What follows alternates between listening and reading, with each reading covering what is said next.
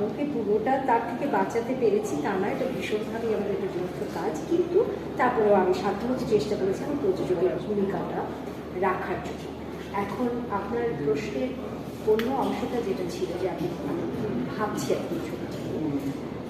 দর্শক তো বেড়েছে ডেফিনেটলি। এখন এখানে আমারও হয়তো অভিজ্ঞতা বা শোনার অভিজ্ঞতা অনেক, যে আমাদের দেশে কিন্তু ট্র্যাডিশনালভাবে সেই ছবিগুলো খুব বেশি দূরে আগে যেতে হবে না, মানে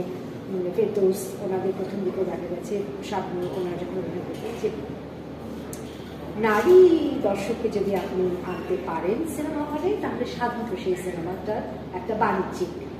মানে ভালো হয়। এবং এটা খুবই সত্যি সুখের কথা যে সিনেমা হলের পরিবেশ এমনভাবে উন্নত হচ্ছে যে নারী দর্শকরা স্বচ্ছন্দ বোধ করছে, তারা আসছেন। এবং এখানে নারী পুরুষের ব্যাপার নয়, আমাদের বাংলাদেশে আসলে একটা যাকে বলে আনন্দ করবো বা একটা সন্ধ্যা কাটাবো, একটা দিনের বেলা